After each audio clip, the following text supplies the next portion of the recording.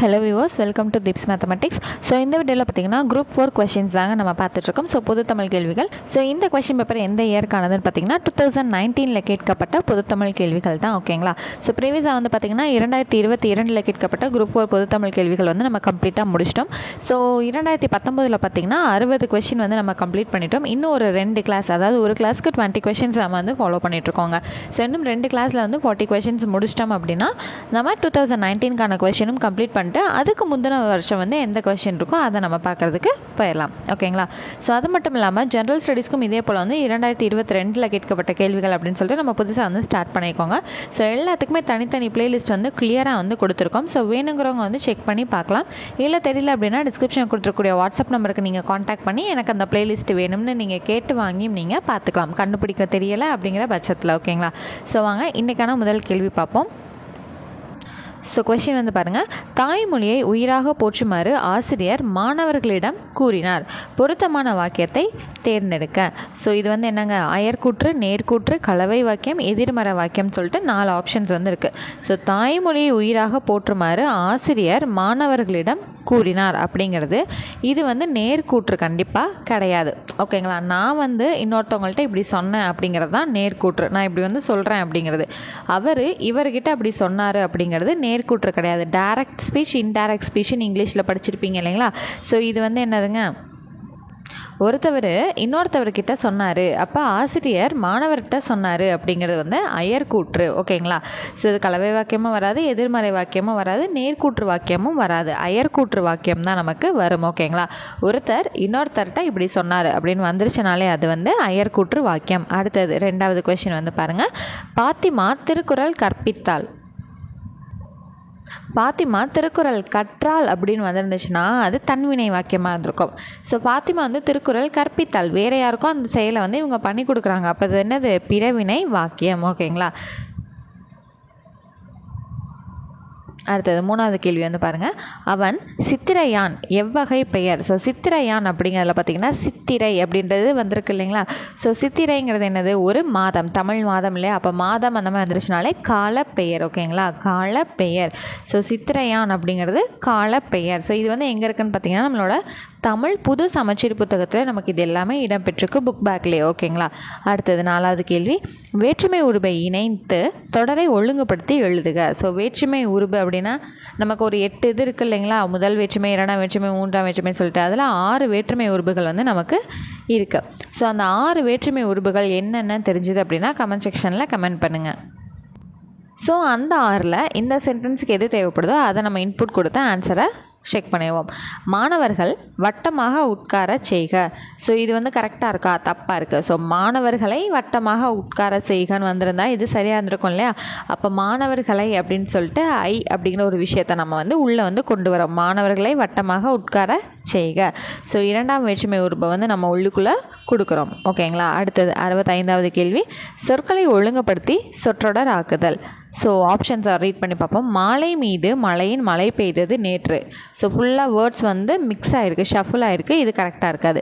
மழையின் மாலை. ஸோ மழையின் மாலைங்கும் போதே நமக்கு அந்த இடத்துல வாக்கியம் வந்து கரெக்டாக வரல. அடுத்தது நேற்று மாலை மழையின் மீது மழை பெய்தது. ஸோ இது வந்து பொருள் வந்து கரெக்டாக இருக்குது. ஓகே. அடுத்தது பெய்தது மழை மழையின் மீது. ஸோ வந்து இதுவும் வராது. அப்போ நேற்று மாலை மழையின் மீது மழை பெய்தது. ஸோ இது எல்லாமே ரீட் பண்ணியே டக்குன்னு ஆன்சரை நம்ம போட்டலாம். அப்போ ஆப்ஷன் சி தான் நமக்கு கரெக்டானது. அடுத்தது அகர வரிசைப்படி சொற்களை சீர் செய்து எழுதுக. ஸோ அகர வரிசைப்படுத்துறதுக்கான சிம்பிள் ட்ரிக்ஸ் எல்லாமே நம்மளோட சேனலே சொல்லிக் கொடுத்து வீடியோ போட்டிருக்கோம். ஸோ இலக்கணம் கிளாஸ்லேயே வந்து உங்களுக்கு அந்த பிளேலிஸ்ட்லேயே இதுக்கான அகர வரிசைப்படி சொற்களை சீர் செய்து எழுதுகிறதுக்கான வீடியோ வந்து இலக்கணம் கிளாஸில் பிளேலிஸ்ட்டில் உங்களுக்கு கிடைக்கும். ஒருவேளை அப்படி கிடைக்கல, உங்களுக்கு பார்க்கணும் தெரிஞ்சுக்கணும்னு நினச்சிங்கன்னா எனக்கு வந்து வாட்ஸ்அப்பில் நீங்கள் டெக்ஸ்ட் பண்ணுங்கள், உங்களுக்கு நான் வீடியோ வந்து ஷேர் பண்ணி விடுறேன். ஸோ இப்போ இதில் வந்து ஆப்ஷன் ஏ பாருங்கள். கொன்றை, கெண்டை, கண், கீரன், காடை. ஸோ ஃபுல்லாகவே வந்து கா வரிசை தாங்க இருக்குது. அப்போ என்னங்க வரணும், ஃபஸ்ட்டு கா, அடுத்து கீ இப்படி தானே நம்ம வந்து வரிசைப்படுத்துவோம். ஸோ வந்து பார்த்துருவோம்.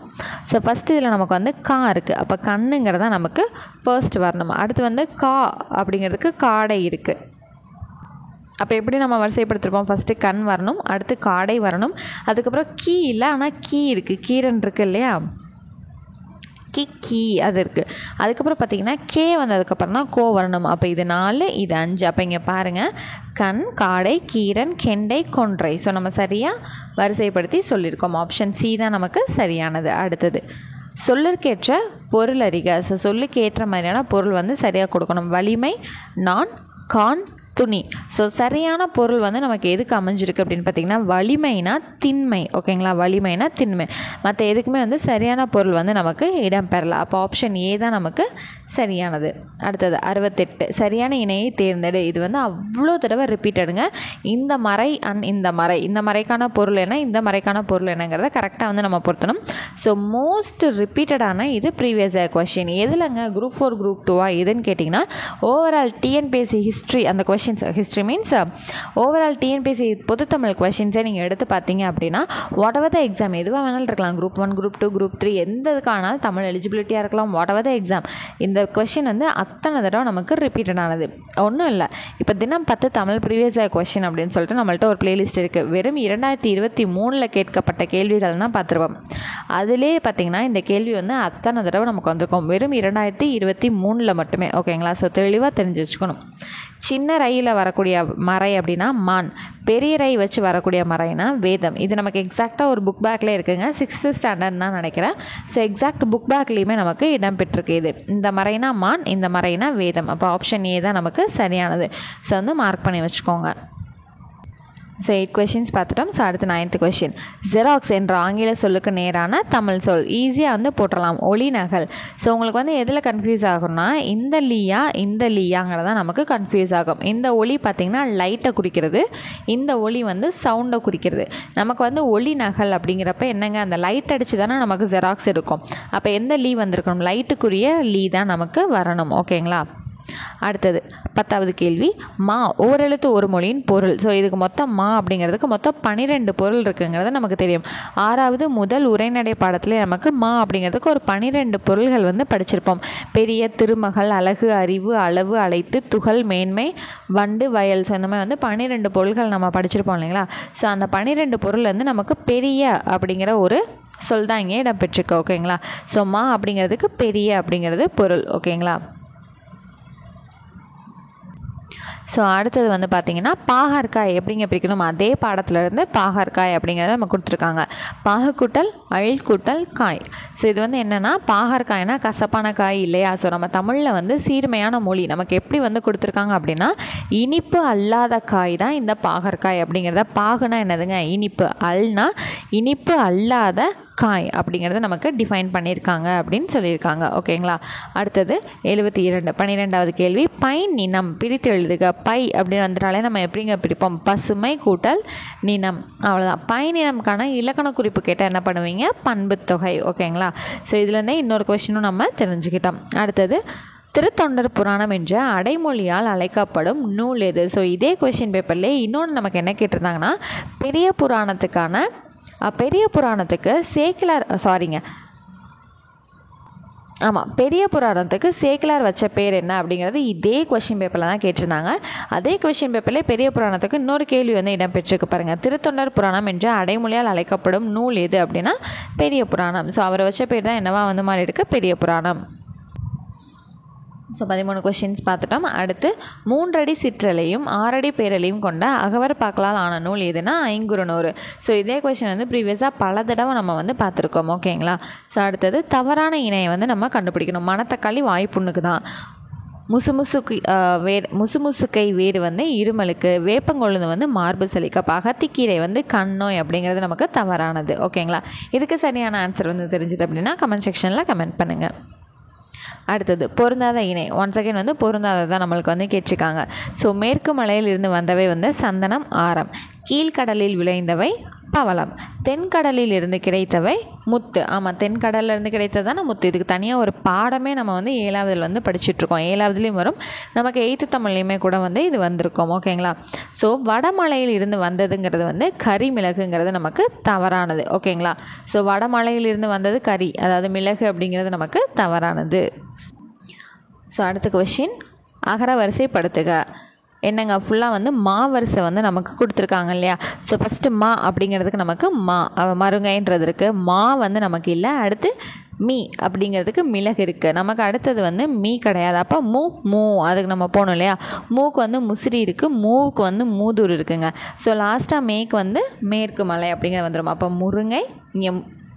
மருங்கைக்கு இங்கே மருங்கை. அடுத்து 2வது இடத்துக்கு மிளகு வந்திருக்கணும். அடுத்து 3வது இடத்துக்கு முசிறி வந்திருக்கணும். 4வது இடத்துக்கு மூதூர் வந்திருக்கணும். 5வது இடத்துக்கு மேற்கு மலை வந்து வந்திருக்கணும். அவ்வளோதான். ஸோ இப்போ ஆப்ஷன் சி தான் நமக்கு சரியாக வந்து அகர வரிசைப்படி அமைஞ்சிருக்கு. அடுத்தது 18வது கேள்வி. இன்றைக்கான 18வது கேள்வி.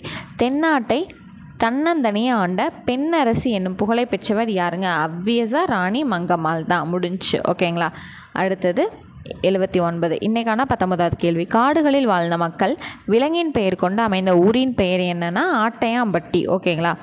ஸோ விலங்கின் பெயர் அமைந்த ஊர் அப்படியே வாசிச்சு பாருங்கள். வேப்பநேரி, புளியம்பட்டி, புளியங்குடி இது எல்லாமே வந்து ஏதாவது ஒரு விலங்கு வந்திருக்கா? வரவே இல்லை. ஆட்டையாம்பட்டினா ஆடு அப்படின்னு கூட நம்ம சொல்லலாம். ஸோ வந்து விலங்கோட பேரில் அமைஞ்சது வந்து ஆட்டையாம்பட்டி. அவ்வளோதான். இதெல்லாம் வாசித்து பார்த்தாலே போடலாம். அடுத்து இன்றைக்கான லாஸ்ட் கொஸ்டின். இந்திய அரசியலமைப்பு சட்டத்தை உருவாக்கிய சிற்பி யாருங்க? அம்பேத்கர். இதில் போய் யாராவது தப்பான ஆன்சர் கொடுக்க முடியுமா? ஸோ அம்பேத்கர் தான்.